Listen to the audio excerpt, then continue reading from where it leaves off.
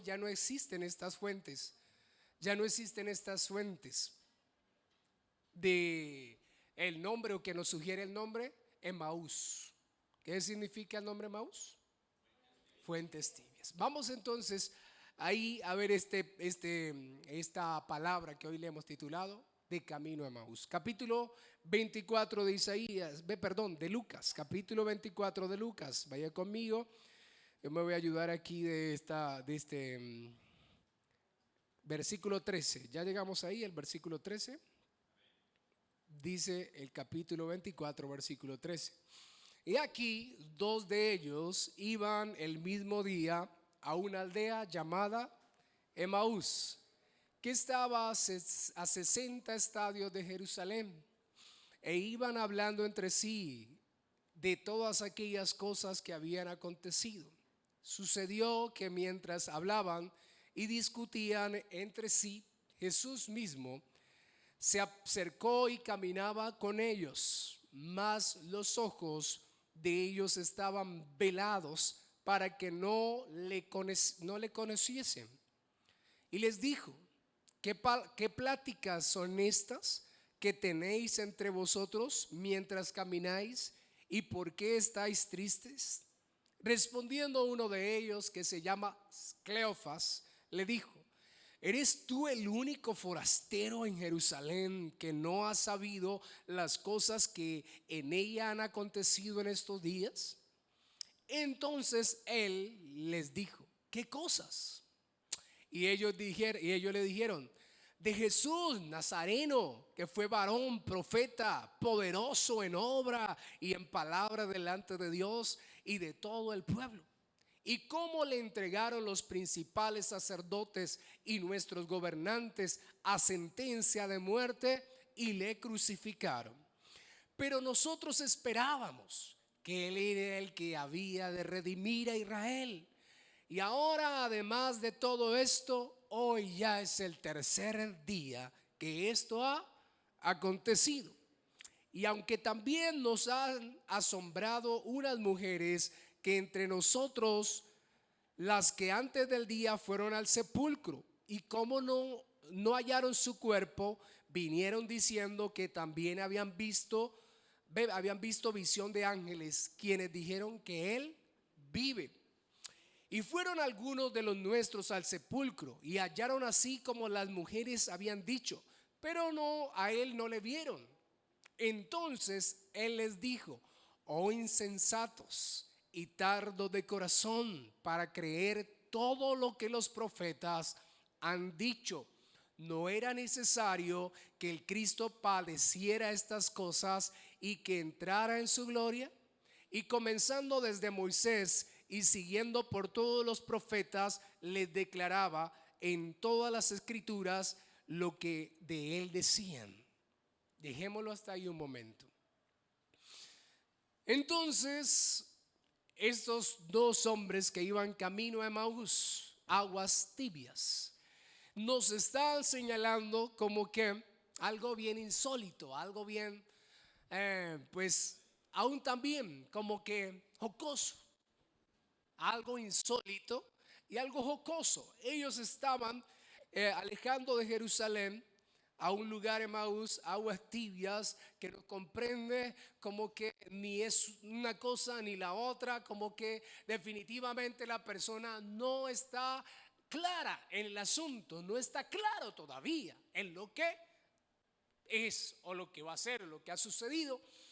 Y jocoso porque le preguntan a Jesús, ¿qué le preguntan?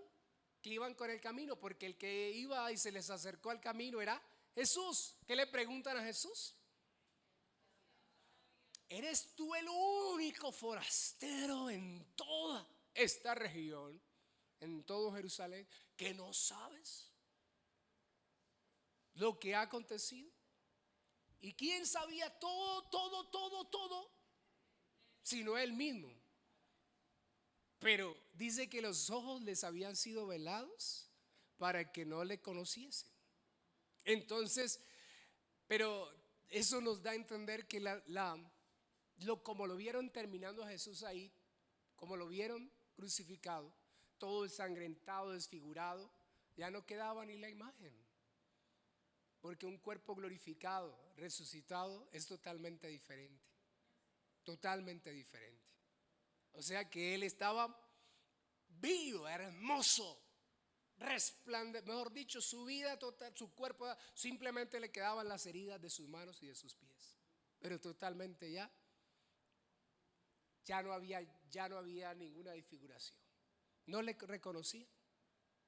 Esto nos lleva a examinar por qué a veces algunas personas están en aguas tibias. ¿Por qué algunas personas se mueven en aguas tibias? ¿Se acuerda que en una de las iglesias le dicen que tú eres tibio y no caliente? Ni frío ni caliente, eso es, ni frío ni caliente, sino tibio. ¿Por qué a veces la persona, qué le respondió Jesús a estos hombres? Ustedes son tan insensatos y tardos.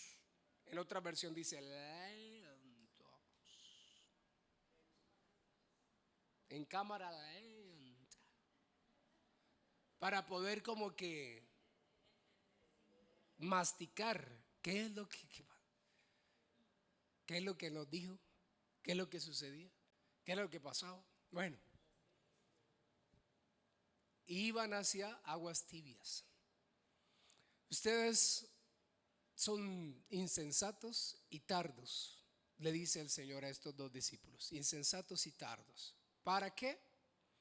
Para entender todo lo que las Escrituras, Él dijo. Déjenme leerle literalmente el versículo 25. Entonces Él les dijo: oh insensatos y tardos de corazón, para creer todo lo que los profetas han dicho. ¿No era necesario que Cristo padeciera estas cosas y que entrara en su gloria? Y comenzando desde Moisés y siguiendo por todos los profetas, les declaraba en todas las Escrituras lo que de Él decían. Entonces hace necesario aclarar ciertas cosas para que no nos quedemos en aguas tibias, para que no vamos hacia aguas tibias, nunca jamás, para que no nos dejemos mover por la tristeza, porque ellos también estaban tristes. No nos dejemos mover por las circunstancias, por lo que parece que se estuviera ya desfigurando lo que habíamos creído, lo que estamos esperando.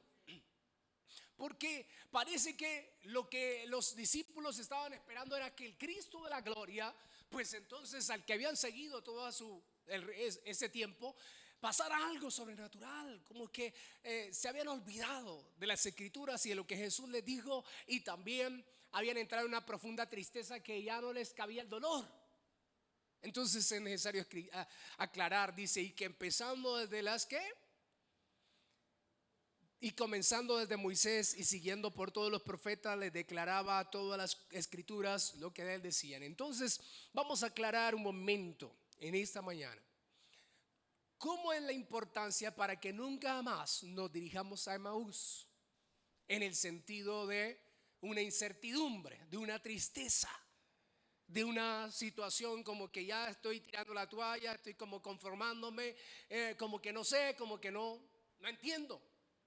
Dice que el Señor nos quiere aclarar hoy desde Moisés y desde el Génesis lo que Jesús hizo en la cruz de Calvario. ¿Qué fue lo trascendente de la cruz del Calvario? La importancia y qué es lo trascendente y lo importante de lo que el Señor quiere que quede en nosotros bien plasmado, para que nada, nunca jamás nos haga regresar atrás, ni nunca nos haga confundir lo que Dios hizo, olvidar. Sino que usted y yo tenemos que entender que Dios juzgó primeramente. Esto es lo que ellos tenían que entender. Además de la tristeza, además del dolor, además de la pesadumbrez, de como que ya, aquí se acabó, aquí se terminó. Esto que Dios, ¿qué hizo en la cruz de Jesús? ¿Qué hizo en la cruz de Calvario? Juzgó el pecado de la humanidad. Dígalo conmigo, Dios juzgó el pecado, todo el pecado de la humanidad, lo encapsuló, dicen algunos, lo encapsuló todo y lo puso en la persona de Jesucristo, todo el pecado de la humanidad. Lo juzgó porque a Adán y Eva le dijo, ¿qué le dijo el Señor en el huerto del Edén antes de pecar? ¿Qué le dijo Dios a Adán y Eva antes de pecar? El día que ustedes coman de este árbol, ciertamente morirán. Dios juzgó el pecado porque eso era que lo hacía morir. Y Jesucristo, ¿qué hizo? Murió en la cruz de Calvario para juzgar el pecado en sí. Y dijo Juan el Bautista: he aquí el Cordero de Dios que quita el pecado del mundo. A través del sacrificio de Jesús, ellos tenían que entender que era la victoria del Señor, que Dios estaba juzgando. Ellos no se podían olvidar, no podían ser tardos para retener eso en sus mentes. Que todas las escrituras, todos los profetas les hablaban que aquí venía el Mesías para juzgar en la cruz del Calvario al pecado, que Dios iba a colocar, iba a volver a su hijo, ¿qué? Maldito. Porque dice las escrituras: maldito todo aquel que es colgado en un madero. Para colocar en la vida de Jesús, en la persona de Cristo Jesús, todo el pecado. El día que de él comieres, ese día morirás. Y lo que te hace morir, el pecado que te hizo morir, lo tengo que juzgar, como le dijo a Eva. Dios también, cuando lanzó su juicio sobre Adán y Eva: he aquí que la serpiente morderá tu calcañar, pero tú le pisarás la cabeza. Ella mordió. El pecado es tan horrible que desfigura una vida como desfiguró la vida de Cristo Jesús. La desnuda, la pone al escarnio público, a la vergüenza pública. O si no, le quiere dar todo, conceder todos los deleites, todos los deseos, todos los placeres, todo lo que el hombre quiere, lo que desea, se lo pone en bandeja al diablo para decirte: te lo doy todo o te lo quito todo. ¿Qué oportunidad quieres? Para que sepamos que el día que de él comiéramos, moriremos. Pero el Señor dijo: tengo que llevar y juzgar el pecado hasta la muerte. Tengo que juzgar el pecado hasta la muerte. Pero como no había ninguno en la tierra santo, perfecto, justo, solamente nuestro Señor Jesucristo lo expone de ahí. Permite que el diablo lo exponga al escarnio público, a la desnudez, a la vergüenza, que lo abofeteen, que lo atraviesen. Permite Dios, diciéndole: el pecado hace morir, desnudar, desfigurar, avergonzar. Así quiere poner el diablo a cada persona que se entrega al deseo, al pecado. O si no, le da todo el contentillo hasta que él quiera, para volverlo otra vez a la destrucción. Pero el Señor lo juzgó todo absolutamente en la persona de Cristo. Lo juzgó todo absolutamente en la persona de Cristo Jesús, para que ya nunca más el hombre pudiera, el enemigo tuviera de dónde tomarse. Cuando alguien se entrega a Cristo, cuando alguien se arrepiente en el Señor, el enemigo ya no puede ver algo más, porque el Señor lo condenó todo ahí en el Señor. La condena, la penalidad de la muerte la colocó sobre Jesús. Adán, la pena era de muerte. Adán, la pena era, pero ahorita viene el postrer Adán, el Cordero de Dios que quita el pecado del mundo. Y lo voy a colocar toda la pena de muerte sobre Jesús, para que el pecado ya no tenga más poder sobre nuestras vidas. Cuando nos rendimos a Cristo Jesús, no es que nunca más volvamos a pecar, ni a tener errores ni fallas, sino que ya el pecado ya no tiene más poder, más control. A un hijo de Dios sobre el mundano y la persona que no ha recibido a Cristo, lo mueve para aquí y para allá, lo avergüenza, lo desfigura, lo quiere llevar o si no, le concede todos los contentillos y todos los deseos, para que la persona, como quien dice, se aparte de Dios, se aleje de Dios, piense que Dios, mejor dicho, no existe, que mire que a dónde me tiene Dios y por qué estoy así, por qué me ha pasado todo esto, o simplemente lo tengo todo, no necesito nada de Dios. porque el día que de él comieres, morirás. Pero Dios colocó toda la penalidad. Hoy debe quedar muy claro esto en la mente de nosotros, para no olvidar, para recordar que le es necesario al Cristo padecer.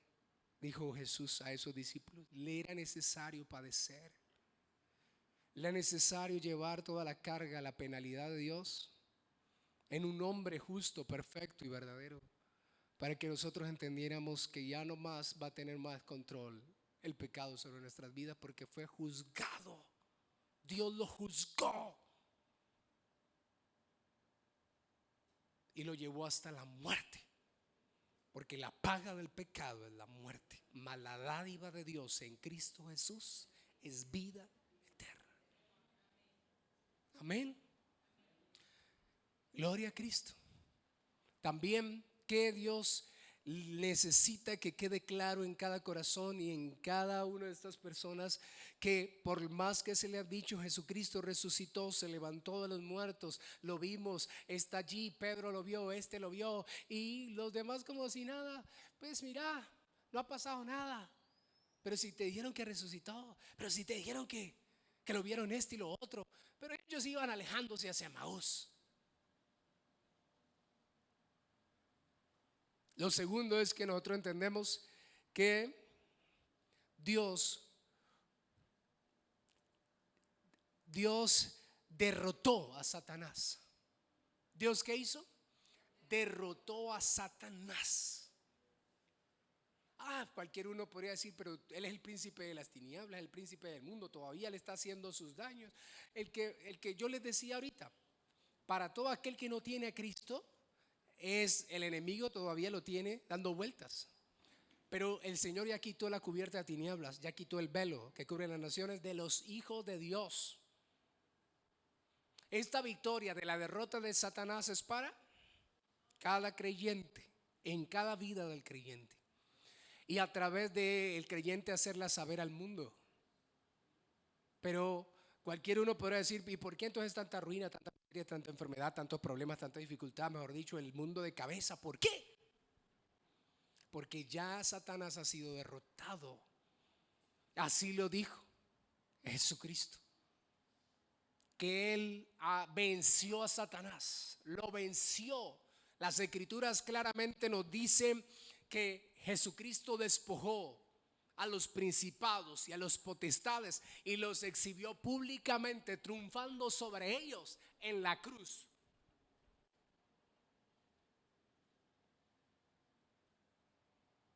Derrotó, aunque Él quiera tratar de tocarnos, no lo puede hacer. A cada creyente no, si Dios no se lo permite, no puede hacerlo, porque entonces hubiera quedado inconclusa la obra de Cristo Jesús en la cruz de Calvario. Hubiera quedado como que a medias. Jesucristo derrotó, por eso dijo, toda potestad me es dada en el cielo y en la tierra. El Señor mismo les enseñó a 8 días que si el Señor Jesucristo por el Espíritu de Dios echaba fuera a Satanás y a sus demonios, el reino de los cielos estaba llegando a la tierra, a todos y cada uno de nosotros. Derrotar ya es un enemigo vencido. Ya Satanás es un enemigo vencido. Es el enemigo nuestro, es el enemigo del hombre, es el enemigo de Dios, pero es un enemigo vencido. Solamente que cada creyente que se descuide, se aleje de Dios, se aparta de Dios, Dios permite que Satanás haga esto, pero no lo deja sin que él tenga el permiso. Le vuelve otra vez la vida a cuadritos. Pero a alguien que cree en esta victoria, por más que el enemigo quiera perseguirlo, quiera atacarlo, quiera venir a levantarse contra él, ya él entiende que en la cruz de Calvario Jesús venció. Porque la Escritura nos dice, y nosotros le hemos vencido por medio de la sangre del Cordero de Dios y la palabra del testimonio nuestro, y menospreciando nuestra vida hasta la muerte.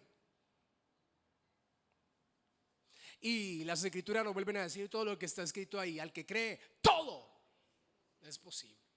No deja nada por fuera. Ustedes son más que vencedores por medio de aquel que los ama. Todo lo puedo en Cristo que me fortalece. Antes vienen todas estas cosas en la muerte, en la enfermedad, en la ruina, en lo principado, los espíritus, los demonios, ángeles y esto. Antes vienen todas estas cosas. Ustedes son más que vencedores. Derrotó al diablo, que te quiere dar hoy a entender, y que estos hombres que iban camino a Emaús deberían haberlo entendido. No dejarnos llenar de tristeza. ¿Qué pasó? Dejamos de ver las escrituras, dejamos de entender a Moisés, dejamos de recordar lo que Jesús nos dijo. Él derrotó al diablo y está debajo de los pies de nuestro Señor y Salvador Jesucristo. Un enemigo vencido. Todos los días batallamos y luchamos, pero nosotros tenemos la conciencia que la sangre de Jesús lo venció. Él lo despojó, le despojó toda autoridad, lo despojó, lo venció en la cruz y lo derrotó para decirle a la iglesia de Jesucristo: esto es algo que usted y yo tenemos que entender y saber y conocer bien claro, tenerlo certero, para no dejarnos engañar, volver atrás, para no medrar en el caminar y en la conducta cristiana, no dejarnos entristecer o pensar que, mejor dicho, el enemigo nos tiene aporreados. No, está vencido para siempre en el nombre de Jesús. Está derrotado, más que derrotado, porque Jesucristo es nuestro sustituto. Él se colocó en mi lugar. Él venció a las tinieblas. Él ya te ha dicho a cada creyente: vencí las tinieblas. Lo que cada día tenemos que vencer es la carne y no dejarnos desviar y llevar, porque el pecado lo juzgó el Señor. Pero el tentador estará por ahí luchando a ver a quién le hace caso, porque ya sabe que cada creyente tiene la victoria de Cristo. No su victoria, no es porque él es muy bueno, no es porque es muy perfecto, no porque es una persona que no hace nada malo, sino porque estoy basándome, estoy parándome, estoy creyendo a la victoria de Cristo Jesús en la cruz del Calvario, que juzgó el pecado Dios en la persona de Cristo. Ya llevó toda mi condenación, Él es mi sustituto. Que el Señor, había una sentencia, dice Colosenses, vaya conmigo a Colosenses capítulo 2 versículo 13 al 15. Colosenses capítulo 2 versículo ¿qué? 13 al 15. Capítulo 2 versículo 13 al 15. Cuando usted llegue me dice un fuerte amén.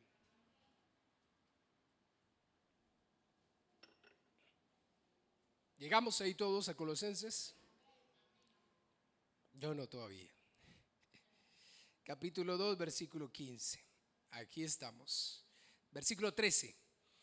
Y a vosotros, estando muertos en pecados y en la incircuncisión de vuestra carne, les dio vida, os dio vida, que juntamente con él, perdonándonos todos los pecados, anulando el acta de los decretos que había en contra de nosotros, que nos era contraria, quitándola de en medio y clavándola en la cruz.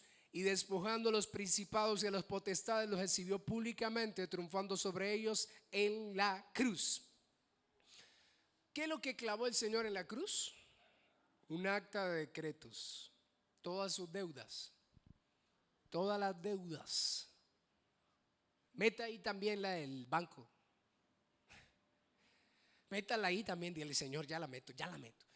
Esto, mejor dicho, más rápido que ligero. La de la casa, la de yo no sé dónde, la de yo no sé, el carro, ya más rápido que ligero, Señor, ahí la meto. Pero refiriéndose a una deuda eterna,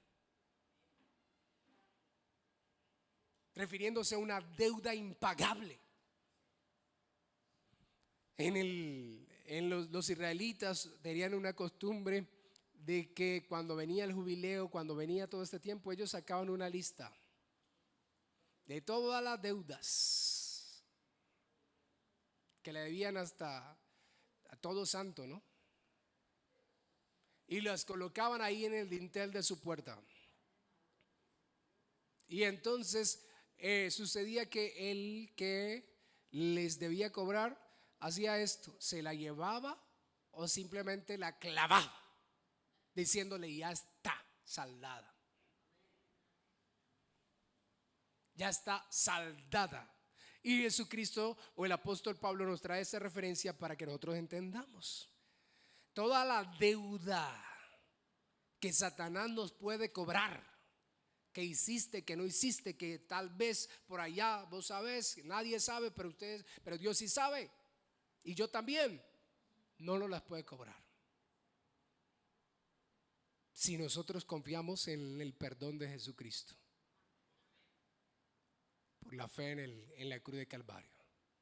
Creemos que toda deuda fue pagada, ya no hay quien nos pueda acusar, señalar, perseguir, que nos pueda traer mentira, sino que el Señor derrotó a Satanás en la cruz de Calvario. Y más abajito dice que el Señor, hablando de esa deuda, o hablando de esa hoja, o hablando de esa, ¿qué? Eso acta de decretos, dice que el Señor despojó los principados y las potestades, porque ellos andan detrás de esa deuda, porque la paga del pecado, ellos andan detrás de esa deuda. Las tinieblas, Satanás, el mundo, a ver qué le encuentra para cobrárselas. Pero diga conmigo, ya el acta que me condenaba, que me hacía deudor hasta la eternidad, fue clavada en la cruz de Calvario. Y despojó el Señor los principados y las potestades y lo exhibió públicamente triunfando sobre ellas, diciéndole: está cancelada. Absoluta, rotunda, determinantemente está cancelada en el nombre de Jesús. Para que no tome ventaja el enemigo, no nos quiera venir a traer tristeza, a filtrar cantidad de como que derrota, o pensar de que no, todavía como que no ha pasado nada, más de 2000 años y no ha pasado nada. No, esa resurrección está todavía vigente, activa. Esa resurrección te está diciendo: el Señor ya canceló tu deuda, ya pagó. No tenemos que rendirnos más bajo el poder de las tinieblas, bajo el poder del pecado. No tenemos que más volver a rebajarnos a las tinieblas. No dejemos que el enemigo haya cabida en nuestras vidas. No permitamos que el pecado tome control sobre nuestras vidas y que nos engañe las tinieblas diciéndole: mire todo este daño, toda esta destrucción, mire su vida, mire lo que está pasando, mire esto. Entonces le engaña la mente y piensa que el más derrotado ha vencido el diablo para siempre en nombre de Jesús. Él es el que está derrotado. Usted ya está perdonado, ya su deuda le fue cancelada. Y cada día usted se acuerda y dice: ya está cancelada, está clavada en el nombre poderoso de Jesús. Que el enemigo le viene a recordar su pasado, recuerde el futuro. ¿Se acuerda? Que ¿usted quién se cree? Pues el Hijo de Dios, lavado y limpiado por la sangre del Cordero de Dios, y que no hay ninguna deuda, ni en la conciencia. La sangre de Cristo Jesús me ha lavado y me ha perdonado, y la voy a clavar vez tras vez cuando vengas a acusar, porque vos estás derrotado. Lo venció en el nombre de Jesús. Usted tiene que tomar esa victoria diaria, constante en el nombre poderoso de Jesucristo. Lo tercero que nunca podemos nosotros olvidar, nunca podemos nosotros despejar de nuestra mente, para que el mundo, la carne y las tinieblas nos hagan olvidar o no nos permitan recordar. O tal vez es increíble que un creyente olvide, no se acuerde, o no sepa, o no sé qué le ha hecho el enemigo para que la persona se vaya a Emaús, aguas tibias. El Señor reconcilió, óigame bien, reconcilió a usted y a mí en la muerte de Jesucristo consigo mismo. Ya hay comunión, ya hay reconciliación. ¿Cuál fue la antepenúltima palabra de Cristo Jesús en la cruz de Calvario? Bueno, digo, a ver, contemos ahí. Viene siendo como la quinta. No. Padre, ¿por qué me has desamparado? Elí, Elí, lama sabactani. Diciéndole: ahora yo voy a desechar a mi hijo. Lo maté. En otra versión dice: lo estrellé De tal manera amó Dios al mundo que estrellé a mi hijo. Porque el entregar parece como que, ay, le entrego este lapicero, cuídemelo, ¿cierto? O le dio. No, lo estrelló, lo mató. Parece cruel eso, ¿cierto? Uno a su hijo. Pero de tal manera amó Dios al mundo que permitió todo eso sobre su hijo. Porque no lo permitió sobre toda la humanidad que era pecadora. Mátelo a todos que somos unos pecadores, que lo merecemos. Pero como Él era justo, perfecto, santo, podría permitir esto sobre la vida de Jesús para acabar con el pecado, con Satanás y con lo que impedía que el hombre se reconciliara con Dios, que se acercara a Dios. Hizo la reconciliación consigo mismo porque estaba enojado. Todo el juicio del Señor cayó sobre él. En ese momento el Señor vio todo el pecado de la humanidad en Jesucristo y dice que se separó de su hijo. Se separó de su hijo por todo lo que había caído sobre él. Para poder reconciliar al mundo se permitió la separación. No tardos en entendimiento, insensatos. Si ahora ya todo está hecho para que el pecado sea juzgado y ustedes puedan salir libres y mantenerse en santidad, en consagración. Si Satanás está derrotado y ahorita ustedes lo van a seguir, lo van a perseguir y lo van a echar fuera, van a librar a esta humanidad y el Rey de los cielos va a levantar a su iglesia. Pero más de esto, están reconciliados con el Señor. El velo del templo se rasgó en dos y ahora ya tenemos entrada libre al trono de gracia para hallar gracia y misericordia para el oportuno socorro. Dios nos reconcilió consigo mismo a través de la muerte expiatoria, el sacrificio de su Hijo Jesucristo, para que supiéramos que ahora el Señor estaba abriendo el camino para rescatar al hombre que murió, que el Señor permitió la penalidad sobre su Hijo, que el Señor permitió que todo ese pecado, esa vergüenza, esa desgracia, el pecado como de figura la vida del hombre, para que el hombre fuera rescatado y reconciliado con el Señor.